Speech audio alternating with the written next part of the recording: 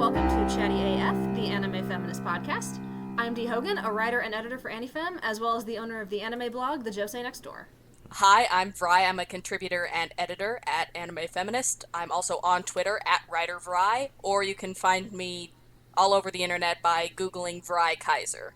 I'm Peter Phobian. I'm an associates features editor at Crunchyroll and a contributor and editor at Anime Feminist. My Twitter is at Peter Phobian. And we also have a special guest joining us this week. Hi, my name is Natasha. You also may know me as Illagines on Twitter. I am a writer for the blog Isn't It Electrifying? And very happy to be here to be joining all these wonderful people. We are excited to have you as well, yeah. And today we are going to be talking about the ambitious, flawed, stunningly animated, and delightfully gay coming-of-age series Flip Flappers. Yay! Woohoo! Just to give you guys some quick background information before we get started, Flip Flappers is an original series from the studio 3HZ. They're a pretty new studio. I guess their most well-known work before this would be Dimension W, which probably not a lot of people really think about anymore. It's directed by Oshiyama Kiyotaka, who has mostly worked on key animation before this project, and unsurprisingly did a lot of the key animation for Flip Flappers as well. And normally with these intros, I don't go too deep into the staff credits, but the design of the alternate worlds in this show are just so good that I do have to give a shout out to Tanu, who handled the concept art, and they killed it, so well done. And then as far as synopsis goes, for those of you who maybe need a refresher since this show aired in the fall, or if you've not seen it before, the series follows two adolescent girls, Cocona and Papika, as they journey through pure illusion and collect fragments known as amorphous, which are supposed to grant wishes. The story spirals into a lot of exciting directions, both in terms of character development and plot twists, and we are definitely going to spoil the hell out of it for you. So if you haven't seen the show yet, you have now been warned. And that's pretty much everything I have as far as the introduction goes. So I guess to start off, let's just kind of give a brief overview of everyone's sort of personal reaction and interactions with the series. Like, did you watch it week to week? Did you binge it? What drew you to it? And during this, feel free to plug any writing you did on it as well. You want to go first? You did, this show was your life for a little while. It was, that's true. Yeah, I can start. I picked this one up and did weekly commentary for it on Anime Evo, and it was kind of a gamble because I really liked what it was doing, but there were so many kind of pieces up in the air after 3 episodes that I genuinely didn't know if it was going to be able to pull them all together or if it was just going to fall off a cliff or end up just being a lot of cool stuff that didn't mean anything.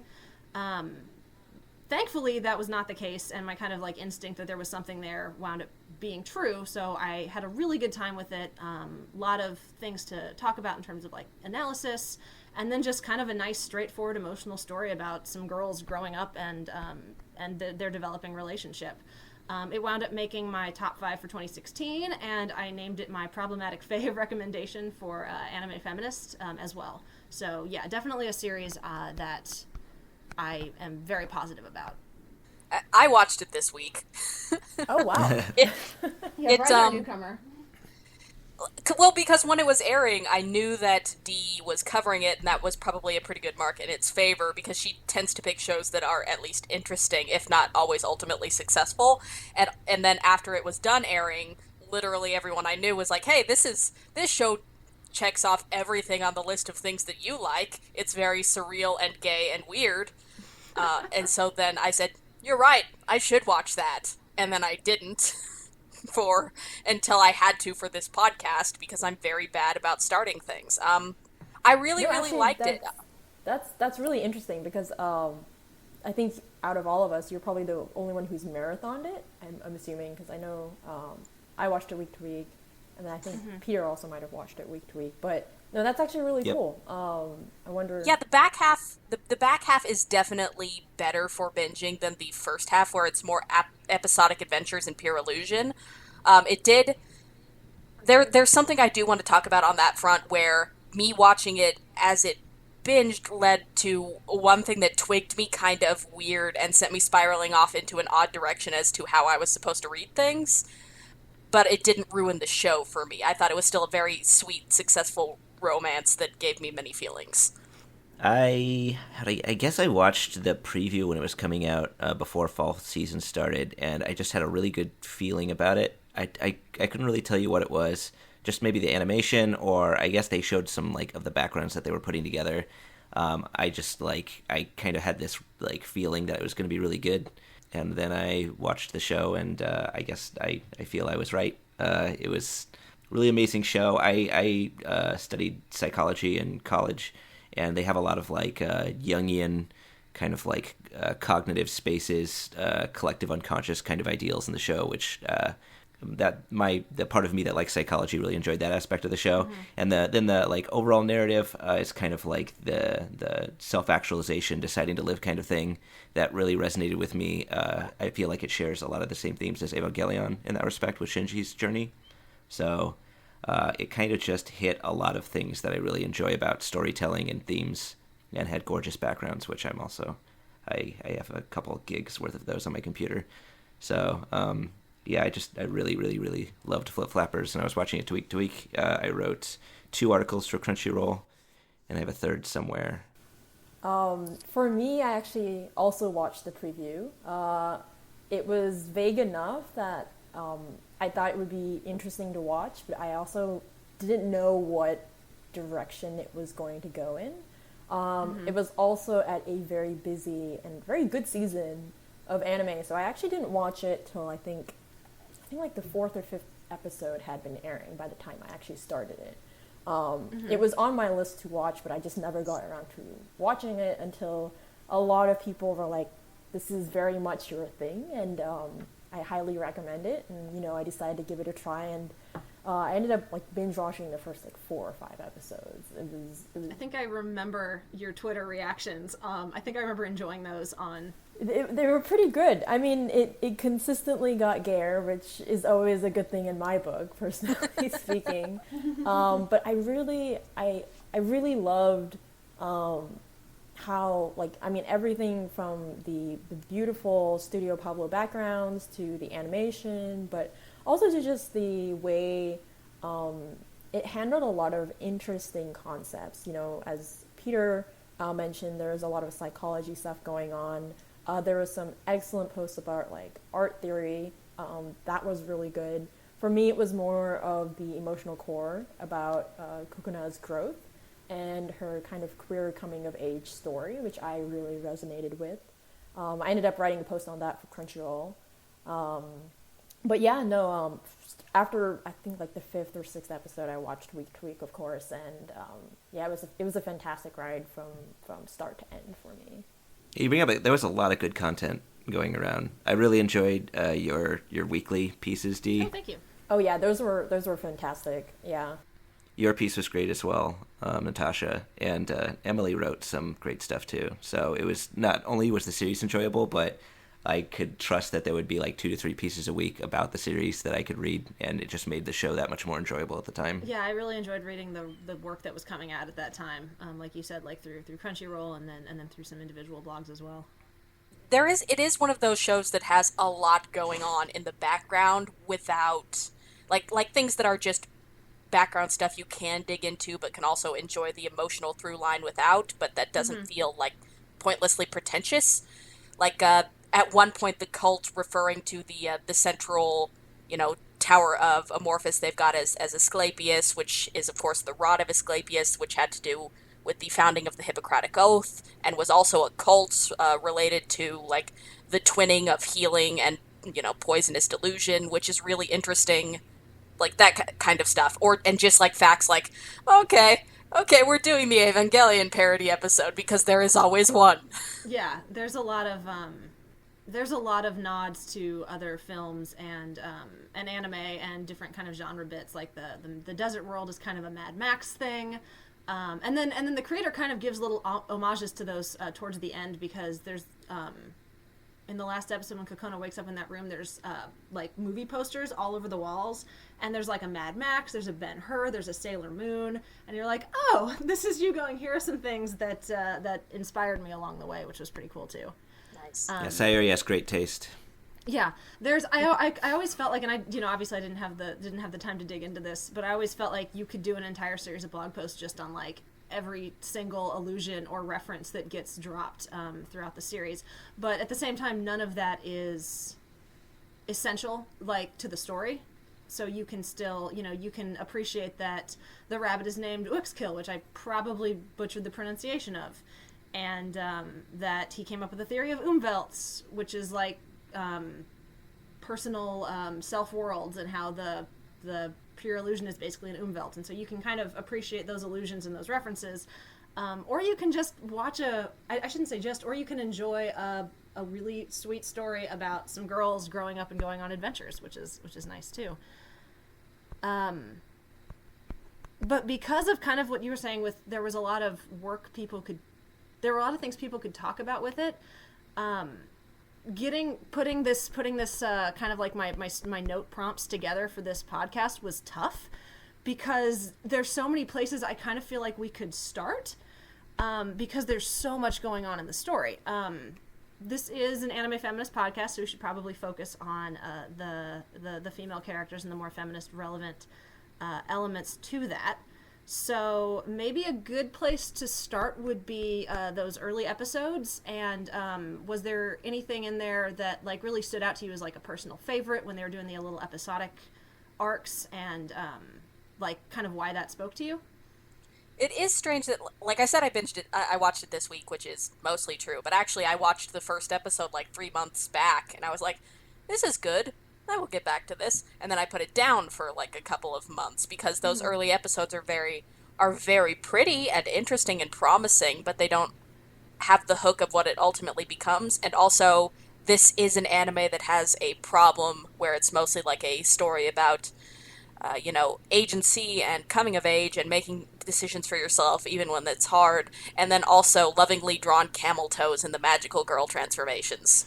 Yeah, it is not without its problems, and we'll definitely get into that too.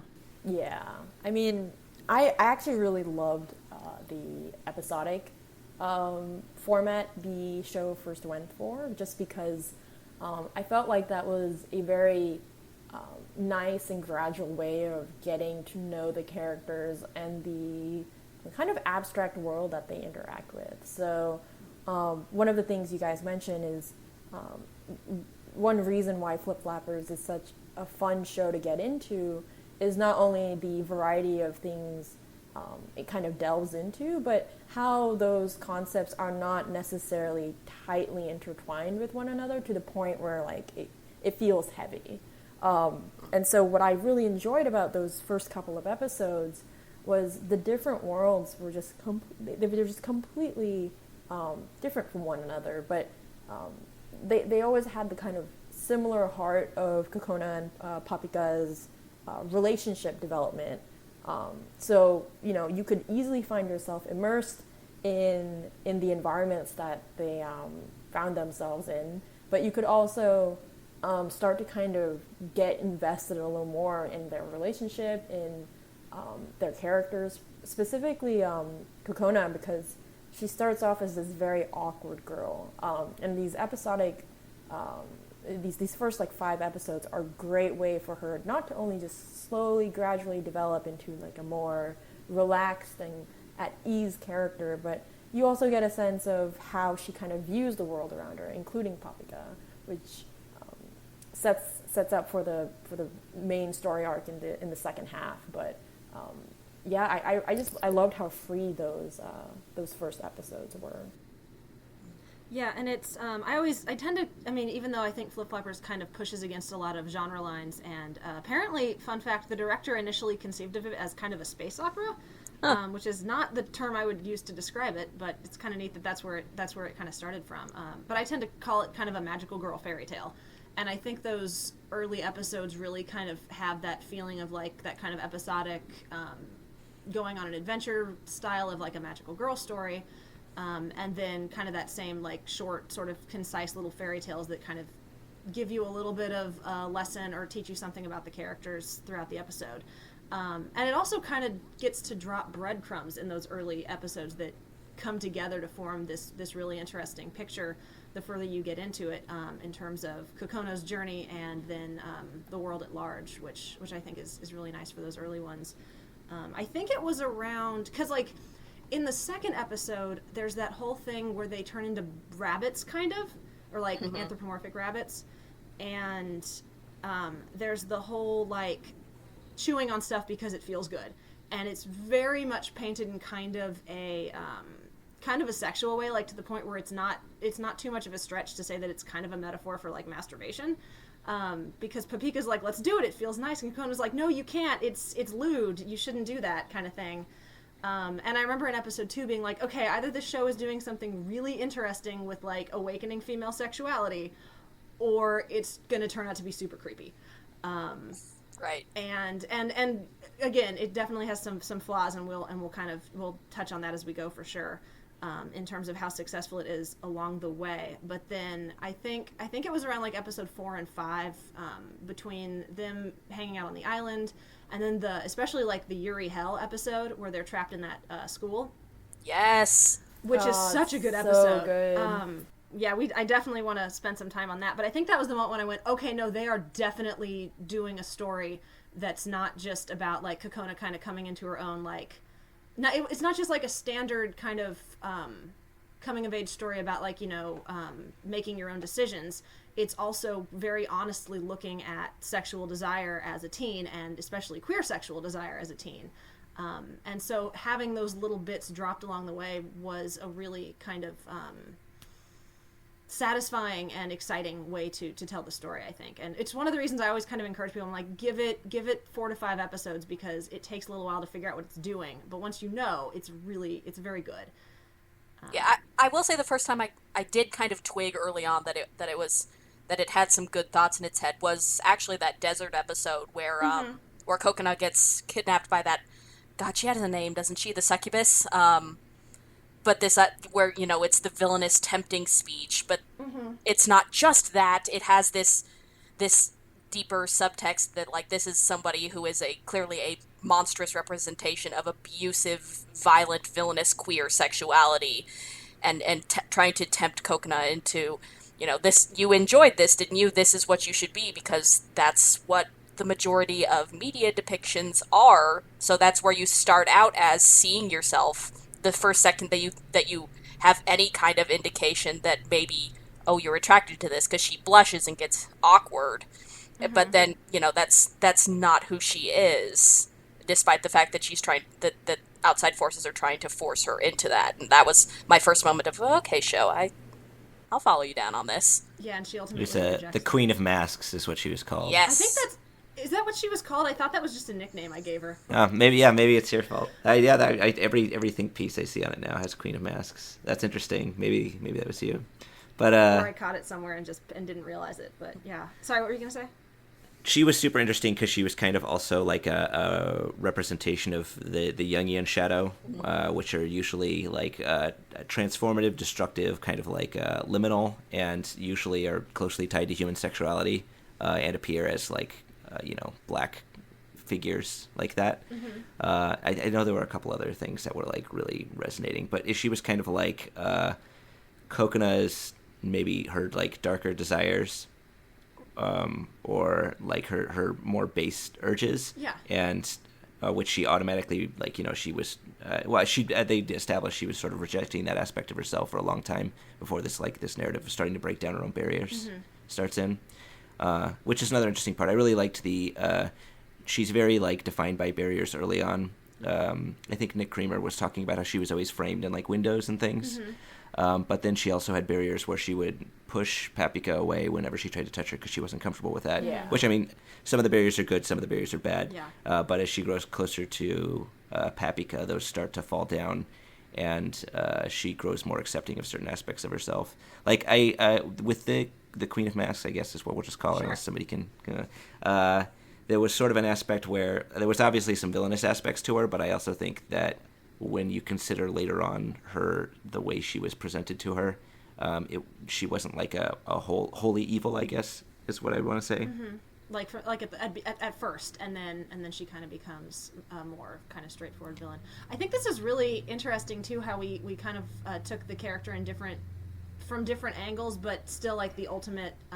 It kind of all boils down to the same kind of destructive concepts, like, because Vrai, I hadn't thought of her in those terms before, and I think that's really fascinating. I think I was more, and I didn't know about the Jungian thing, so that's awesome that you brought that up, Peter, because I definitely saw it in kind of a similar way where the Queen of Masks is kind of this like pure instinct, like, well, it feels good, so do it, and who cares what anyone else thinks, including the person you're doing it to, which is, you know, definitely I think kind of a part of growing up, and ties a lot into Papika's journey, which a lot of people don't talk about, so I'm going to talk about it real briefly here. Well, I did want to add like one more quick thing, and then yes, absolutely, we should talk about Papika. But with the Queen of Masks too, like the fact, I mean, there's the fact that S&M is scary, whatever. Mm-hmm. But I think it's interesting that she, you know, all of her sort of devotees are, you know, masked and gagged, because so much of Papika's struggle is someone else make this decision for me. And I remember as a young queer person very much having that fantasy of,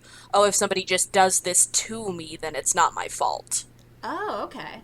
Oh yeah, that's an interesting point. I think it actually ties in a lot with the whole arc, right? Like, you know, what do we consider like active choices? Like in letting things happen to us, do we still, in letting that happen, do we have like a responsibility? And I think a lot of the last half of Flip Flappers really addresses that with Cocona's awakening, or specifically Mimi's awakening.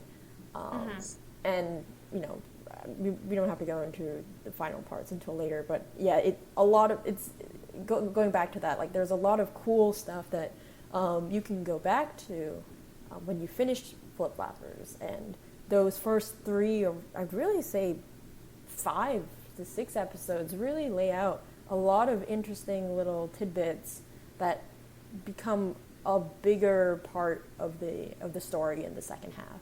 Yeah, I agree with that. I also, the other thing I really like is how the first half feels very much like Cocona kind of figuring out what she wants. Yeah. And then the second half is Cocona kind of figuring out how to get that. Mm-hmm.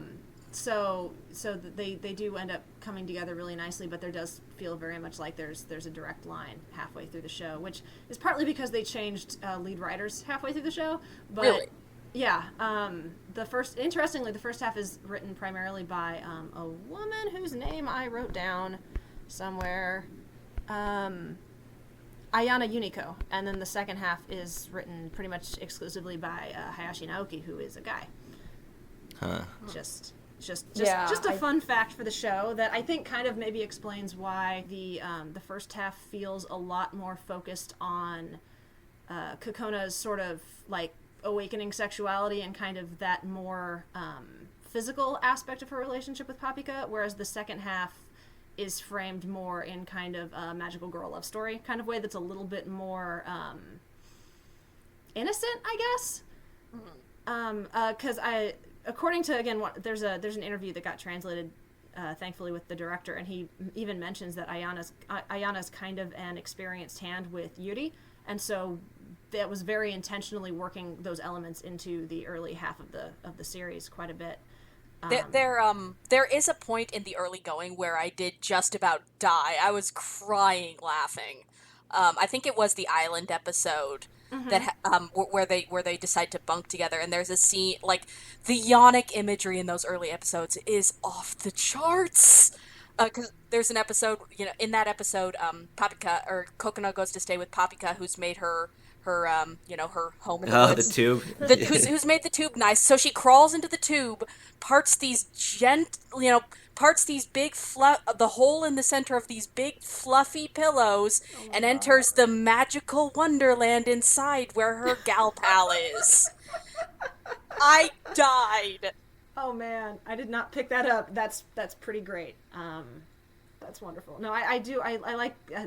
Not even realizing that, I like a lot of what that episode does in terms of kind of pushing Papika and Cocona towards kind of an understanding with one another.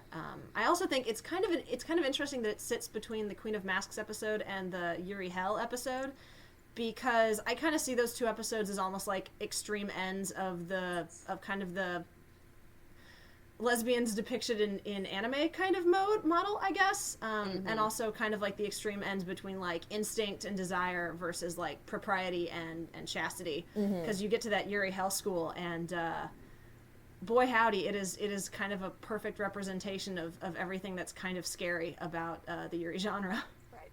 The fact that they like immediately bleed out and die the second they try to leave the school might be my favorite thing about that episode. Oh, it's like so good. Cold. Yeah, no, it's episode 6. I think episode 6 was like really like the turning point for me, where I was just like, this is something like just, you know, not episode 6, sorry, episode 5. The Yuri Hell episode was just like, it was just phenomenal because it really intertwines so many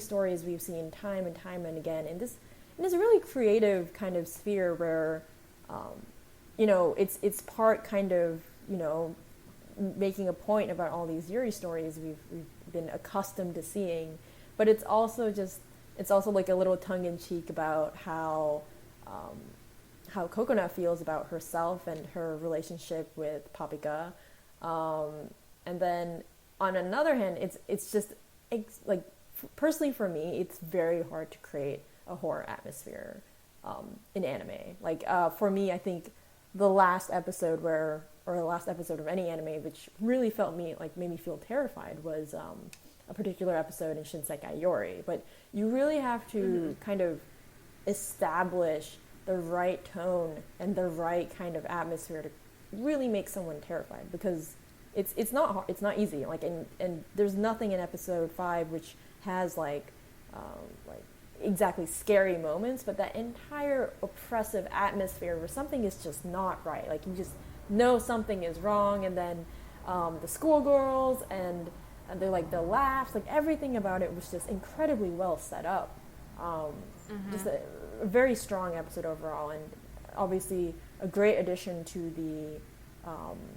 the development of Cocona's character, but also just more or less like, for me, it definitely resonates as someone who grew up kind of feeling different because she was queer, but not really understanding the idea of queerness at the time. It's just that out of feeling sensation where something's not right. Is it you? Is it someone else? Like what's going on, etc. Yeah, I think key to what makes that episode so successfully unnerving, because you're right, horror anime is so hard to pull off successfully, but is the progression wherein eventually Cocona realizes something else, but Papika is still very much under the influence of it, so she's so desperately alone in it and sees that she keeps falling back into it and can't stop. And then there's that added layer where Yayaka is very much or attempting to be in control of herself in that environment. And Yayaka, help her! She's a fantastic character. One of my favorite things about Flip Floppers is honestly Yayaka's development, which we could probably get to a little bit later, but I feel like that's really the starting point when she obviously interacts with Cocona and tells her to kind of get a handle on herself. But, you know, contrast that with later episodes. And I feel like episode 5, or Yuri Hell episode, does a lot to kind of establish the slow background of Yayaka, who, like, you just know her as a side character at that point, but I feel like that episode just does such a good job of establishing or setting the background for her feelings for Cocona, because she is so she's so bent on restraining herself in every way, to the point where she tells Cocona that you need to be in control of yourself, like you need to have a better handle on yourself. And that, for me personally, once again resonates with so many people saying, like, you need to, like, you know, like whatever you're feeling at the time, like if whatever queer identity you seem to be having needs to be restricted. You need to internally hold it. And so I feel like from Yayaka's perspective, she seems to be doing Cocona a favor, but obviously that backlash is later on, when she's forced to make very difficult decisions. You were going to talk about Papika before I derailed you, Dee. Oh, it's totally okay. Cocona is also a tremendous character, and I definitely wanted to touch on Yuri Hell before we bounced into other stuff, because I think that's a very excellent episode and one of the better kind of rejections of the Yuri genre that I've seen. So no worries about the derailing there. No, I think the show does a really, and kind of talking about Yayaka, you know, kind of yelling at Cocona like, you need to get a hold of yourself in this world. I think you're right, Natasha, about how it does play into that idea of will just tamp down those feelings because you're not supposed to be having them. But at the same time, and this is kind of the very delicate balance that I think Flip Flappers does pretty well over the course of the series. At the same time, Cocona and Papika are getting very much sucked into this cycle and this kind of the way this world works, because it's kind of the allure of kind of that class S yuri genre is like, oh well, I can how do I put this? I can act on those feelings I have within certain rules. And so for Cocona and Papika, who are at that point are really just kind of starting to figure out how they feel about each other, I think there is kind of a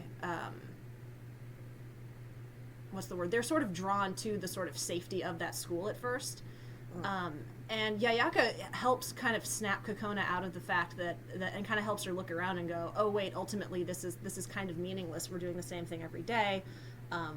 It cannot exist outside of these particular like rules and walls and like this idea of femininity where you like, you know, you cross stitch and drink tea every day kind of world. And so I think the show does a really nice job balancing like that sense of like instinct and nature and being true to yourself while also being considerate of others and aware of your surroundings and not letting yourself, you know, get like pulled along with the flow, which is, you know, Cocona's kind of main conflict there, which is in a way my way of kind of shifting a little bit towards Papika, because I think a lot of people see her as kind of a character who is pretty much fully formed at the beginning of the story, and I really like the way she moves. If Cocona kind of moves from like this world of like, well, tell me what to do and what should I do, to, you know, here's what I want to do, I think Papika kind of moves the other direction and gradually starts to be more considerate of Cocona's needs, and rather than kind of just pushing her own ideas and wants onto Cocona like she kind of does in the early episodes when she just drags her along on these missions. By the end, she's fighting for Cocona's freedom, not like I want Cocona to be with me, but like Cocona should be able to make her own choices. And I think that's a really nice arc for her as well. It gets a little bit sticky once you get into the fact, you know, once she recovers her memories, and then her character very obvious, like it changes, but it doesn't in certain ways where one would think it would be obvious, like what is just the way that she's been growing and what is I am now remembering this past life, which brings me to the major question that I have, which is seriously twigging, like which seriously affects how am I supposed to read this. Were Papika and Mimi dating? Papika and Mimi? Yeah. Oh, you mean Papikana back in the day? Uh-huh. I think so. I mean, she was basically the kid's dad. Because, like, that is... They had the whole short hair thing going on. Raised the kid together. Well, yeah, like, they very obviously... Like, when I was watching those flashbacks, the emotional truth of it to me just means, oh, well, obviously, Salt and Papikana are both romantically involved with Mimi, and because Papikana was brave, she got a chance to be reborn and meet Cocona, and Salt had to atone for what he did, which is why I still don't think the show is ruined if Papika and Mimi were involved, because at least once she meets Cocona, they are developmentally of an age, and she's a new person, so it's not like creepy in the way that the ending of Kare Kano is, where it's like, I couldn't date your parents, so I'm waiting for you to grow up. Oh, that's awkward. Yeah, but it still makes the ending a little bit weird and awkward to me, because then it's like, all right, so Papika is supposed to decide, you know, do I want Mimi back or do I want Cocona back? And she doesn't decide. Like, she says, and that's weird. That's weird. Are you dating them both now? Well, it's been a while, so correct me if I'm wrong.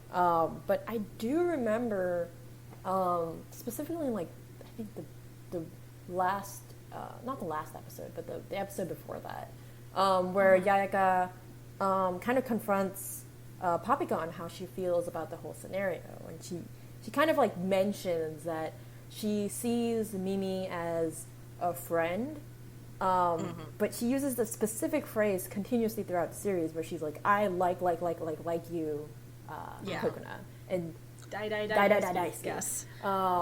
Which is like very endearing, but like, you know, in the third episode, she really emphasizes it. She's like, I really, really do really like you. And you never kind of see that emphasis and even verbally, that kind of emphasis on Mimi and Papika's relationship. So I think it's obviously not like definitive, but I would argue that nothing in Flip Flappers is truly definitive. It's very kind of all abstract, but within the scope that is Papika and how she interacts with people, the way she interacts with Cocona is very different than anyone else she interacts with, and that includes Mimi, and that includes Yayaka. And I think we saw a lot of that in I can't remember which episode it was. Was it 7, Pure Component, where she splits into the mini Papikas? Yes, that's my a really good one, that's my too. favorite And episode. the one constant among them were they all loved Cocona. Well, there's two constants. They all loved Cocona, and they all want her to break rules. They all represent some kind of a transgression, which I think says a lot about both of their characters and kind of the arc of the story too. Because Cocona goes along with all of that too. Like she's like, let's cut class, let's get into water fights or smash sandcastles because it's fun. And Cocona's like, yeah, let's do it, which she would not have been like 2-3 episodes prior. But sorry, Peter, that was kind of a side point about the Cocona's kind of overall arc. What were you going to say about the mini Papikas and how they all love Cocona? Yeah, that their emphasis was all on Cocona. I know that episode was doing a lot because I think it was like kind of the counterpoint to Pure Echo with the Yuri Hell, kind of building their relationship. I think the transgression part is a really fascinating aspect of it as well. Yeah, it also kind of highlighted the fact that Papika is kind of, I don't really know how to describe her. At that point, she's not like a whole person, because in the Yuri Hell episode, she also very quickly gets wrapped up in the routine. So it's like wherever they are, she's very susceptible to becoming part of the dream, whereas Cocona has more of a self-identity. Which I guess makes sense since she was reborn in pure illusion. Like, that's where her new self is based. So her arc, I guess we could argue, is finding who does she want to be out of infinite possibilities. You have to pick one. Right. And I mean, Papika is a very free-spirited individual, and one of Flip Flapper's weak point is kind of never really delving into Papika's side of things, except for the flashbacks she has. But the whole twisted scenario of her being kind of like the same age as Mimi, but then she regresses into like a child and then has these adventures with Cocona, I think are more or less just a way of I don't know if I would say second chances, but I believe it ties in with the Flip Flappers' idea that you can never be restricted to one thing. And I don't mean that like one life or one way, but like one of the beauties of Flip Flappers is the multitude of ways you can really look at it, right? Like there's so many lenses which you can apply through Flip Flappers, and I feel like that's kind of its whole point. Is there are a multitude of ways you can kind of perceive a relationship. It doesn't necessarily have to be completely romantic. It can be intertwined in something else. But that's never necessarily a bad thing if you take or you get the most out of it. And you shouldn't restrict yourself to certain definitions, because abstraction in its own way is kind of like a freedom that people should embrace, not just in art, not just in psychology, but in relationships and identity. Right. No, yeah, I think that's definitely true and important and intrinsic to the part of the series, that idea of freedom. And yet at the same time, the show is very definitively hits on that point of having them declare their love for each other. Oh, yes. Which is something a lot of anime doesn't bother to do when they're like, it's ambiguous, really just means the straights can read it that they're friends. Yeah, no, absolutely. And I think that's precisely why it's so important that they do establish a relationship for each other, because that freedom can be dangerous. It allows them to explore other worlds, but it also allows them to be very highly influenced by other people's actions and decisions. Like, for example, for Papika, it was Yuri Hell. It's the world that she decides to really get involved with. For Cocona, it's her parents, her mother's decisions, kind of in the same way that, if she's free, if she's so abstract, she doesn't have her own identity, so she lets her mom decide things for her. And then for Yayaka, it's, the freedom of, well, I am my own person, but I'm actually really bound by these rules and regulations that I don't really want to follow and have second thoughts about. And so I think there's that double-sided sort of freedom that is kind of established in Flip Flappers. It's like, their freedom is good, and freedom is essential for imagination, for growth, but too much freedom can lead you to being lost. And you need some kind of guidance, some kind of relationship, where it be, like with Yayaka, her Cocona's, love for Papika, they all kind of culminate in this final decision where she is finally able to make her own decisions in life. It's like the Shinji Ikari, you can't do anything with a black canvas thing, but once you draw a line on the horizon, you have more boundaries to imagine yourself in, kind of thing. Yeah, except it was actually in the narrative instead of a pretentious textbook lesson in one episode. Yeah, that's actually another thing I wanted to bring up, like as part of what we were talking about, our experience watching the show, because it was coming out the same time as Yuri on Ice. Yes, it was. Which was obviously much more popular. They competed each week to see who could be gayer. It was my favorite thing about the fall season, was which show will be gayer this week? Go! Yeah, but I was, I'm not surprised that people were rejecting the gay narrative, because of course they were. But I thought that the end point where, because they did a bunch of callbacks, like where in episode 3, Papika said I die ski, and then Cocona says die die die die ski in, I think it was episode, was it 11 or 12? Yeah. I think it was the penultimate episode. So I felt like they accomplished more with less in regards to that narrative than Yuri on Ice at the time. I couldn't help but compare the two as they were happening. Well, I mean, in fairness, what's come out afterwards is that Sayo Yamamoto really had to push past censorship restrictions to even get the kiss in. The one kiss, never mind anything else. So there's that factor too. But I did not know that. Wow. Yeah, that came out recently, I think, in an interview that she did quite recently. Oh, wow. Yeah, I wrote a piece about it that may or may not be out by the time this podcast airs. We'll see. Oh, nice. Awesome. Yeah.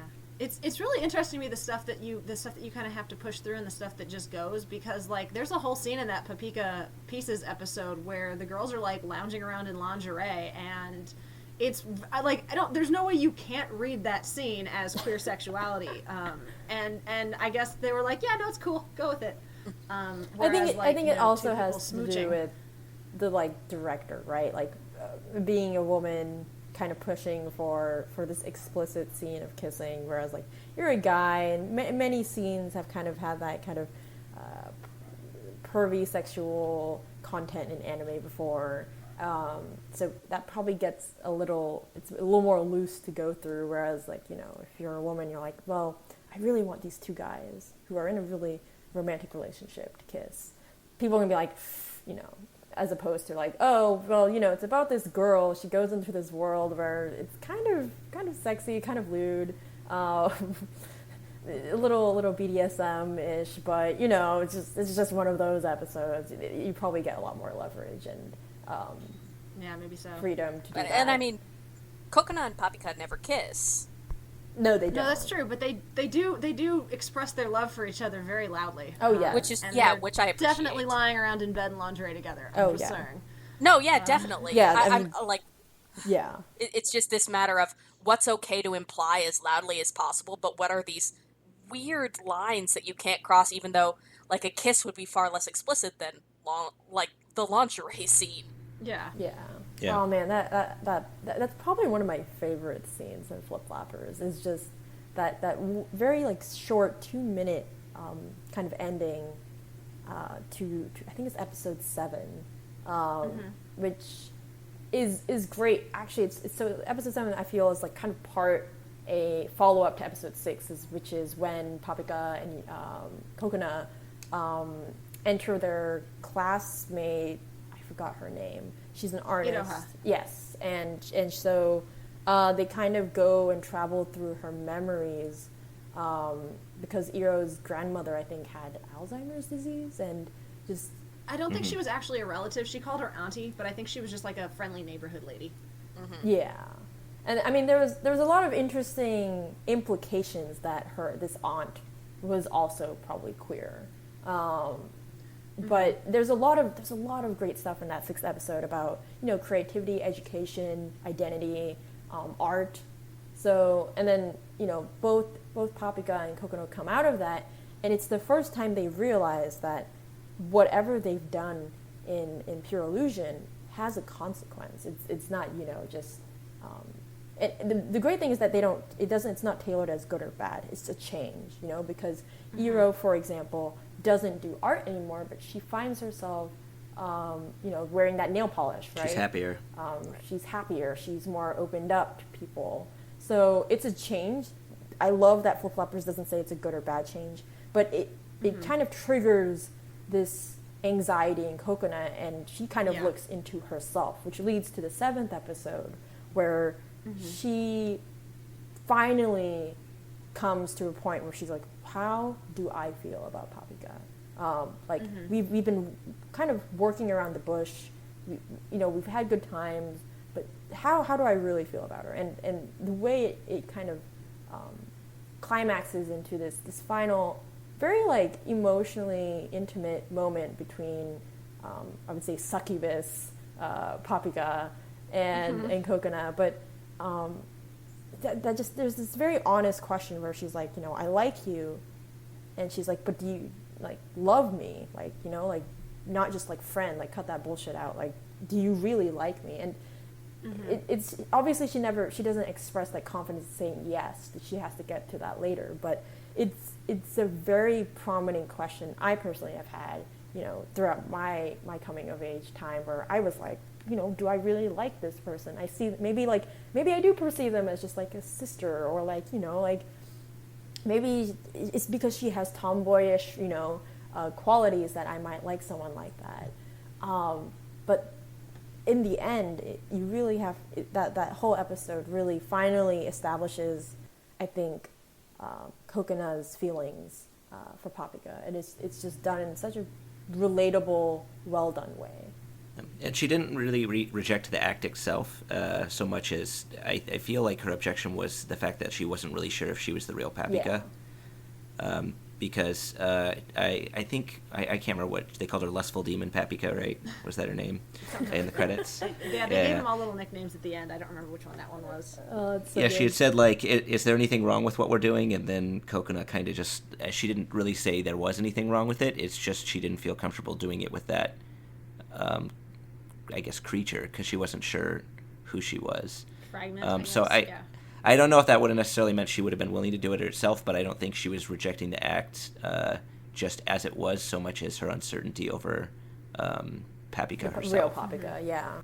Yeah, which Papika am I hanging out with right now, kind of thing. So, and that's it's such a nice moment of relatively restrained exploration of what teen sexuality means, which is not always consistent across the series. No, and actually that's kind of a nice way to kind of dovetail into, I think Peter and I both named it our problematic fave of 2016, and yep. I tend to describe it as flawed but ambitious, and so I think there are some definite kind of problems with it that we can talk about, and one of them is that very careful line that, and I give them a lot of credit for attempting to walk it, because I think it is very important that we have stories that teenagers can look at that openly and honestly discuss awakening sexuality, and especially queer sexuality, because like Natasha was saying, this series really resonates with her because it matches a lot of her own experiences, and I think that's really good and really important, but it's also you have to be very careful, because at a certain point it stops being an exploration of sexuality and starts being sexualization. Did anybody else kind of find with this show that there were times when it seemed like they were maybe trying and failed? I mean, I think it's very interesting to me that I think as far as terms and overtness of declarations of love, this show is essentially, to me, a more successful version of what Yuriku Marashi was trying to do on that specific front. Like, you and I fell into, this deep, deep hole of discussion on whether like Papika referring to Mimi as her partner using the loan word, what that meant specifically about how she felt about her, and like that, and the fact that she never calls Cocona her friend, she just says that she loves her, and like stuff like that of when are terms platonic, when are they romantic, when are they used to disguise or to obfuscate or to deflect, romantic or platonic feeling. Like all the levels of that, I think this show plays with pretty effectively. But then also, again, camel toes.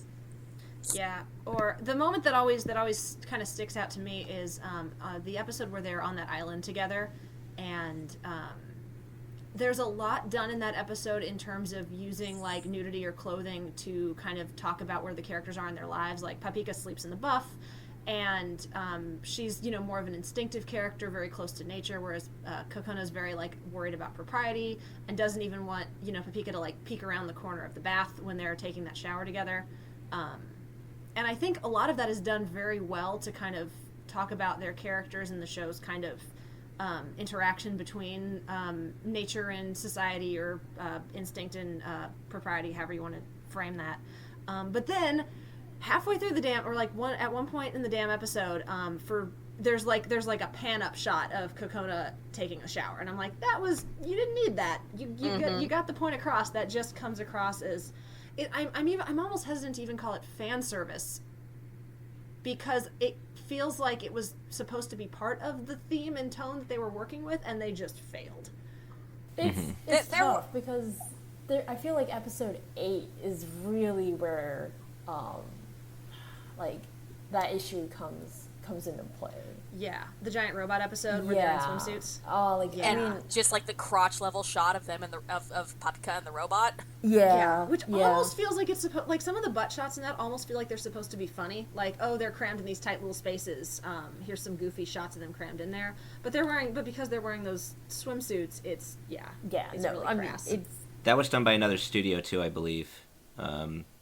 And I can't remember if they said the director for those episodes is pretty well known for being horny. Yeah, I remember that a bunch of young animators worked on episode 8, and that you could obviously tell that they were feeling a little more impulsive to do certain types of shots, which is unfortunate, because I honestly feel like Flip Floppers, for the most part, does a pretty good job of staying away from, sexualizing minors, which sounds like such a weird and awful thing to say, but in the scope of anime is very normal. Yeah. Right.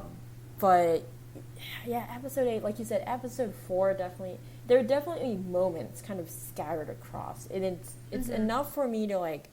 It's probably because the show is so good at staying within its own boundaries that those moments, when they do come, kind of feel like little twitches or irritations, like that make them stand out all the more than. I mean, episode 8 is like very overt. Like episode 8 is just like I do really like some parts of episode 8, like Yayaka getting together with Cocona and Papika and making the robot transform. That's it's fantastic. Exactly, it's great. But then, like, you have shots like this, and then you're just like, it throws off the balance. So it's definitely a very valid complaint I have with the show, which, once again, I feel is kind of unavoidable when the show is, or at least to a point, kind of dominated by men who write the show, animating the show, directing the show. But I would definitely say, and I mean, I guess you could say this is a valid comparison now, but compared to many, many other shows that tackle these same kind of themes or try to in some way or the other, the fan service it's more of a mild irritation than like an active issue I had throughout the show. Yeah, no, I agree with that. And it's one of those where I tell people, I'm like, I get it if it's a deal breaker, but I really hope you can push through it, because there's a lot of really good stuff in here, and it just happens to have these really kind of jarring moments. And actually, the giant robot episode is a good place to bounce this from, too, because that one's kind of from within Buchan's perspective. And I think Buchan is also sort of a...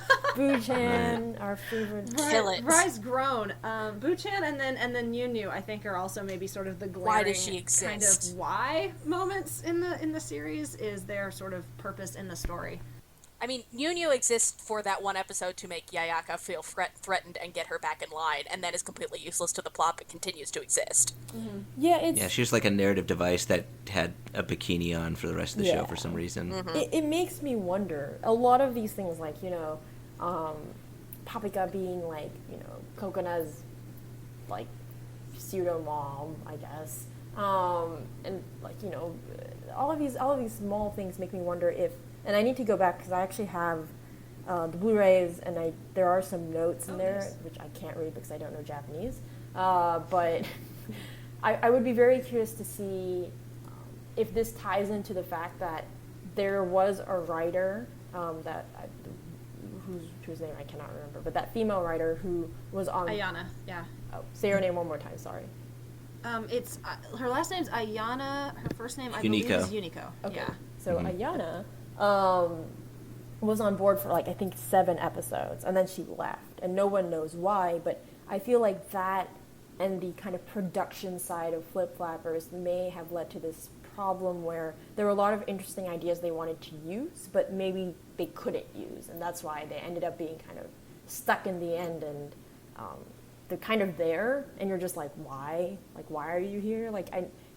I'm sure you had a greater purpose, but for some reason you kind of got shafted and kind of just got tailored in the end. The best explanation I can come up with is because the series is, like, in previous episodes it has shown that it's kind of playing with, like, the magical girl genre and, like, kind of the yuri genre, and so I think you can kind of see Buchan with his, like, eyeball zooming in and, like, looking at people's skirts and crap. I think you can maybe kind of see him as, like, sort of a meta joke on, like, the textbook male gaze. Oh yeah. And then the fact that he gets, like, exploded and stepped on and beat up, like, every single episode is kind of satisfying. But he's still an unpleasant character for the most part. Yeah, and he's then, also the closest the show comes to making, like, shitty trans jokes, and I hate it. Oh yeah. In Yuri Hell. In Yuri Hell. Yeah. Oh, I hate when he kind of gets pulled into it. Yeah. Mm-hmm.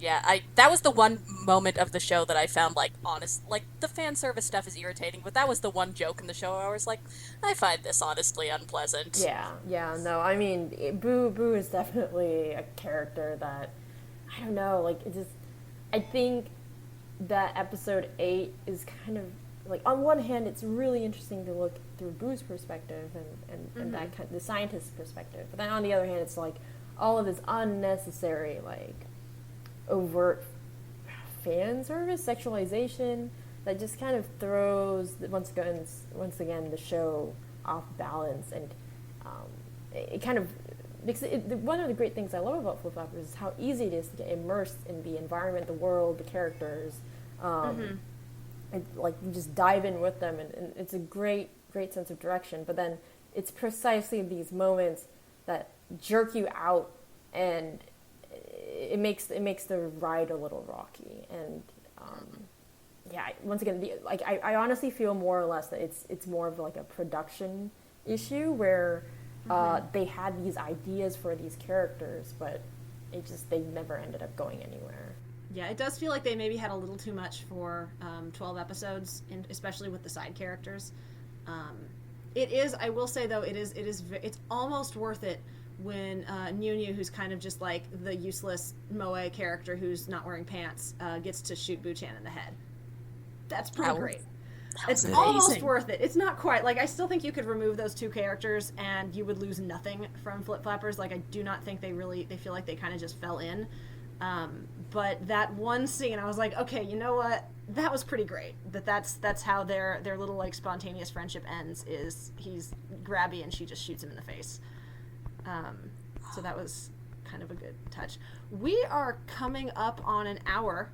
It would be nice to, I think, end maybe on a more upbeat note. So is there anything we haven't talked about yet that you guys really want to?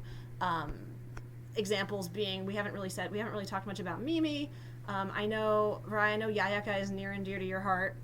Someone help this garbage child. I love her. Yeah, Yayaka. Yayaka's great. She's my favorite character.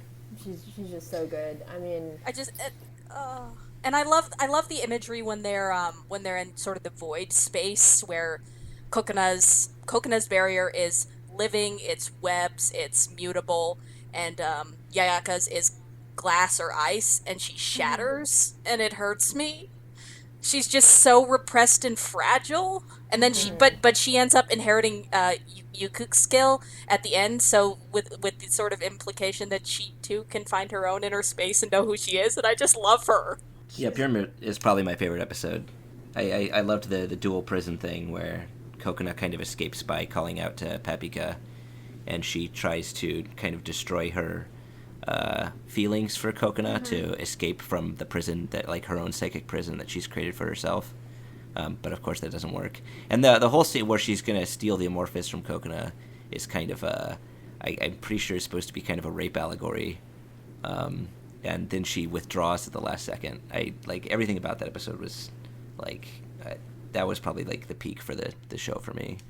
It's very intense for sure. Yeah, and Yayaka's journey is unique, but at the same time kind of similar to the, like, every character, it kind of ties back into the same kind of ideas, which is, you know, good thematic work, because she and Cocona are both kind of afraid of making choices, but whereas for Cocona it's more about like just kind of a general fear of mistakes. For Yayaka it's very specifically if I don't do this I won't have a place anymore, and that's very sad. And I mean, speaking kind of from that element of the show exploring kind of queer sexuality, I think it speaks to a lot of people who are, you know, afraid to acknowledge those feelings or come out because of the fear that, you know, the people they live with maybe won't accept them anymore. And so that's, yeah, Yayaka's journey is very emotional, and yeah, because I mean Yayaka knows how she feels about Cocona. She just can't admit it or do anything about it, because then she loses everything. She loses her place. She loses Cocona because Cocona loves somebody else.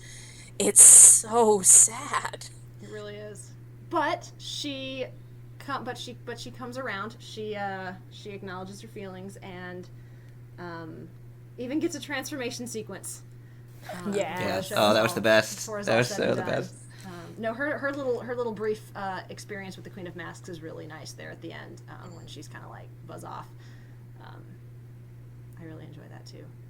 Which, okay, I don't even care if we run late. We haven't had a chance to talk about Mimi, and I feel like we should talk about Mimi because we really haven't discussed the last half of the show. So we're just gonna run late, and it's gonna be a long episode. Enjoy. It's gonna be great. Don't worry about it. Just take a break if you need to, and you can come back. Just pause it. It's all good. I really like Mimi. I think her episodes are probably the messiest part of the show. I think the early episodes are a lot tighter. But I really like what they did with her character, especially kind of retroactively, because when you find out that she is all of the fragments, then that kind of means that she's been both helping and hindering the girls, like, from day one, basically. Yeah. Yeah, You know in the same way that you kind of find out that the worlds that they've been going to are different, like the different psychologies of the different characters in the show. In retrospect, it's like Mimi's present in all of those places as well. And she's both via the fragments that both Cocona and Papika have that help them transform, and then the fragments that they keep having to fight. She is simultaneously this character who wants to support them and who wants to kind of stop them and lash out. And I really like her because I think they were sort of building up to her with the Iroha episode, and then with the papisas, as I like to call them, in terms of the concept of like people kind of having fragmentary personalities. And with Mimi, that is like very literally the case. Well, no, I really like that flashback episode because, like, aside of one or two things that weirded me out about it, like I very strongly feel that the show should have hammered a little harder on how or if Papika's feelings changed to, like, acknowledging that this is the past and I'm putting the past behind me. I still love you, but I've chosen Cocona. And I think it leans towards that, but doesn't, like, definitively hammer on it. Mm-hmm. But also, the actual flashback is so satisfying. Like, it genuinely got me, where I spent, like, half the episode being like, all right, what's Salt's deal? And then, like half an episode before it told me it clicked in a very satisfying way. Mm-hmm. And all of a sudden it felt deliberately planned in a way that I think a lot of shows can't pull off without being super obvious. Yeah. Yeah, I would agree with that for sure. One thing I really like about, just again, kind of because this is a feminist podcast. I like how Mimi, the way they sort of move from Mimi to Cocona in terms of, Mimi is trapped in this room that's very like rigid, kind of forced femininity. It's all pinks and ruffles, and no one's really, and like she's very much controlled by this like male-oriented organization. And then at a certain point when they, essentially try to take everything from her as punishment for rebelling, she just loses it. And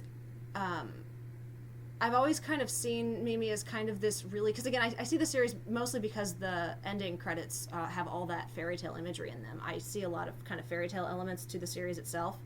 And I like that Mimi ends up being like simultaneously like the maiden character, the mother character, and the witch character. And then kind of how that sort of leads into Cocona's story, where she has more freedom than her mom does. And her mom kind of simultaneously represents like a lot of different elements of the older generation in terms of, she simultaneously wants Cocona to have that freedom and that agency, and kind of empowers her with that gem that's embedded within her. But at the same time, she also, she's also that parent figure who kind of ends up going along with the world that she was raised in, and thinks that the younger generation also needs to be controlled, and that conflict between the two sides of Mimi, I think is really compelling, and again kind of speaks to the fact that all of these characters are female characters. And even though the show doesn't directly talk about like, well, you're a girl, so da da da, I think those social elements are kind of built into it, which are really interesting to me. For sure. It is nice that... Sorry, I go on. Oh no, please, because we're next. Agreeing with her, I think the points she brought up were excellent. Especially, I mean, it's hard to say this because I don't think, at least I have not watched a lot of animes that kind of focus on motherhood or mother characters, and you can argue to a very good extent that Mimi isn't really so much of a mother as she is a child confined by her own fears and her own anxieties. But I really do enjoy that kind of backstory as kind of just Mimi wanting to make her own responsibilities or have her own responsibilities as a mother. And I can speak as, once again, kind of from a personal standpoint, but much of her conflict with Cocona is not just, like, this is my daughter, and I kind of see her as, in a way, of my own property because I've wanted her for so long, and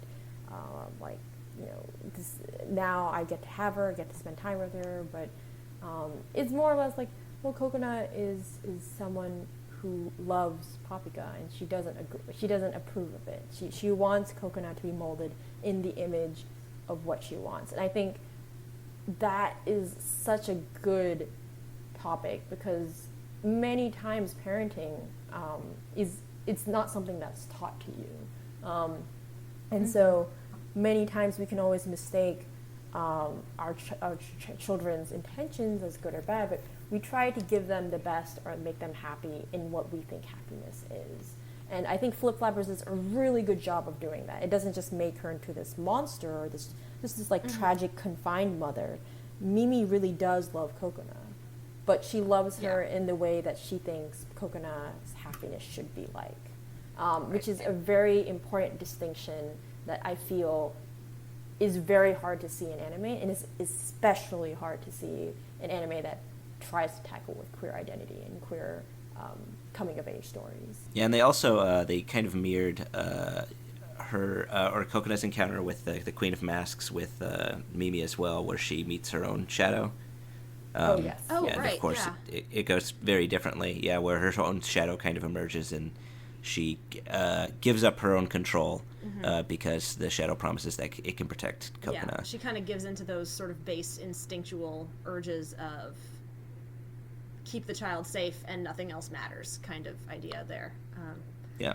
Which is why it was also super Jungian too, with the different aspects of the mother, which is it's almost like textbook really, both nurturing, but the negative side is you can be too controlling. Like, definitely saw a lot of influences there. Yeah, for sure. And so it's really, I mean, kind of like Natasha was saying, like, she's not painted as just like a textbook like villain who needs to be defeated. She's a bunch of different fragments who they have to kind of convince, and part of that is fighting like parts of them, but then at the same time they're being helped by other parts of Mimi, and then other parts are kind of standing to the side. And so it's really nice that the series doesn't just have the girls like, you know, kill the parents and run off. It's Mimi she eventually does realize, like, she's like, oh no, this is what Cocona wants, and ultimately to be a good mother I have to be willing to let her make her own choices. Well, and at the same time, you know, she recaptures her ability to be what she always knew she wanted to be as a mother, but also she becomes a person again, because when she accepts her shadow, she's just Cocona's mother, and she's not Mimi anymore, really. You know, point. She loses self-identity in that harsh, consuming role of motherhood that I think is somewhat expected to a degree. Like, you're not an individual person anymore once you have a child. You give everything for like, even, I think, you know, something like wolf children. You are no longer a person. You are beneficent and self-sacrificing, and you do it for your children. Your life is over now.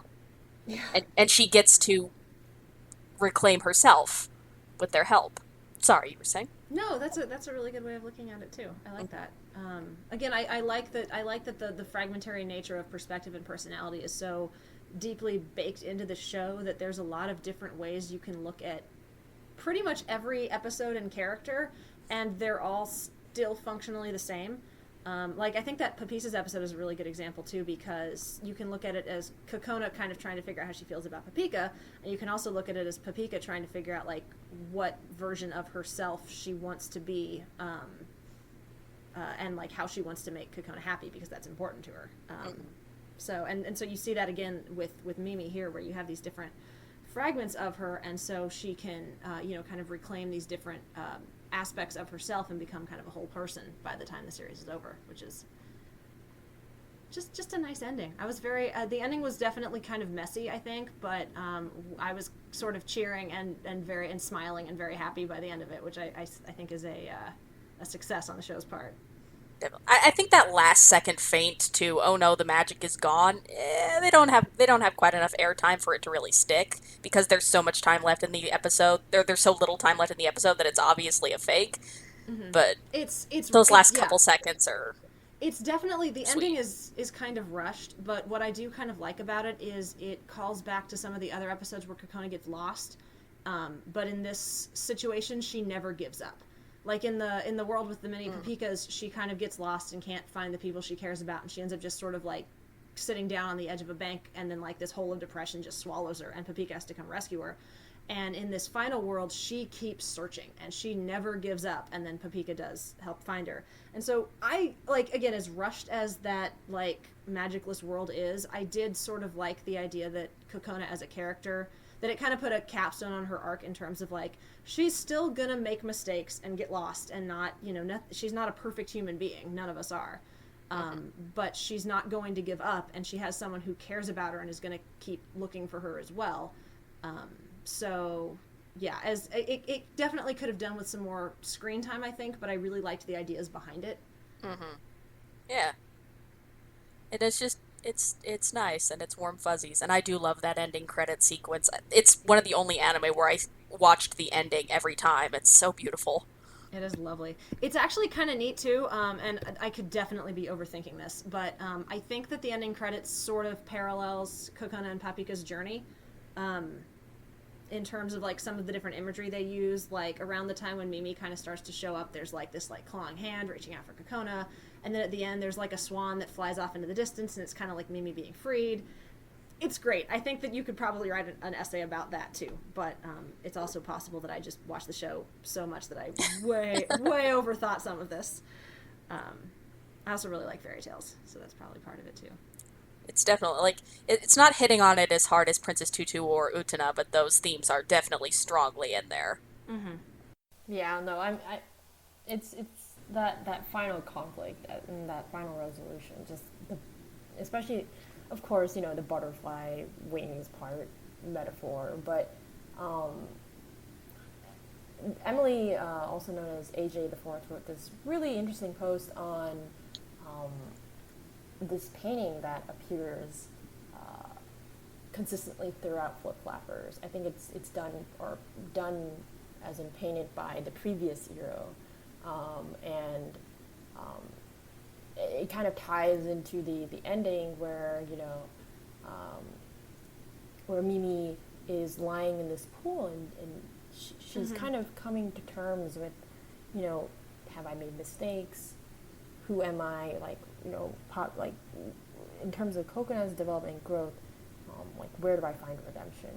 And it obviously ties into that whole aspect of, you should accept yourself for who you are and, your flaws and everything. But it's just this really nice moment. And, a lot of people give complaints about how Mimi, or the second half of Flip Flappers, is definitely messier than the first half. But I can't once again emphasize how unique it was, or how important it was to watch a show that tackles queer characters both on the side of that character growing up and the parents the parent having to kind of understand or come to terms with it. And it was just very refreshing not only to have Mimi embody kind of Cocona's fears and anxieties. I wrote a post on how Mimi, in a way, or the Mimi we see, is not necessarily just,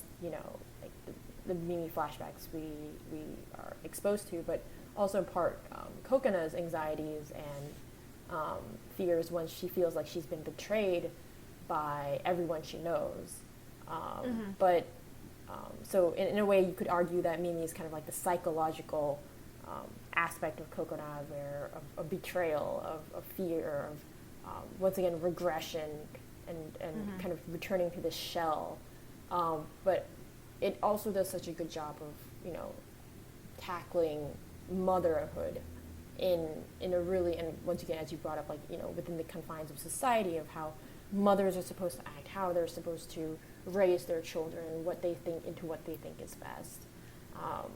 And the ending of Flip Flappers is satisfying because it gives Cocona ending, it gives Papika an ending, and it gives Mimi a resolute ending. And I really, really love that, because so many shows just kind of, shift endings for antagonist-like-ish characters into they either died or they're no longer there. But Mimi is obviously, going to be there. She's going to be a part of Cocona's life, and that's very powerful and enriching in a way. That's probably a pretty good place to stop. Actually, that last line of Natasha's would probably be a good place for us to cut that and then bounce to the outro here. Unless, is there anything anyone else want to talk about? I know we didn't get a chance to talk about Salt, who ends up being a surprisingly good character. Right. Or like some of the stuff with like Asclepius and the twins and stuff. Did we want to? We've already gone over. We might as well go all in. Did we want to touch on any of that before we wrap it up, or should I? I don't know. I think I'm tapped out of deep thoughts. Yeah, that's totally fair. The great thing about Flip Flappers is that there's so much to talk about, but the bad thing about Flip Flappers is that there's so much to talk about. Yeah, as we were getting into this, I checked the time at one point, and I was like, oh man, we're still talking about Cocona, and we're like 30 minutes in. I was like, well, this one's gonna go long. It's a long one, it's fine. But I think that's okay. And you know what, dear listeners, if you're really craving more Flip Flappers content, I have 12 essays on it. Natasha has 2 or 3? Yeah, I think I've got three posts on it. Natasha has 3, and Peter has another pair on Crunchyroll, and maybe a third one eventually, who knows? So you have plenty of options for more, and I know we discuss other things in those as well. So there's always more Flip Flapper writing, and also like both Peter and Natasha mentioned, Emily AJ the Fourth on Twitter has written some really good Flip Flappers essays as well. So check those out if you get the chance. Okay, I think that's gonna do it for us, everyone. We hope you've enjoyed this episode of Chatty AF. We were definitely chatty AF, so truth in advertising there.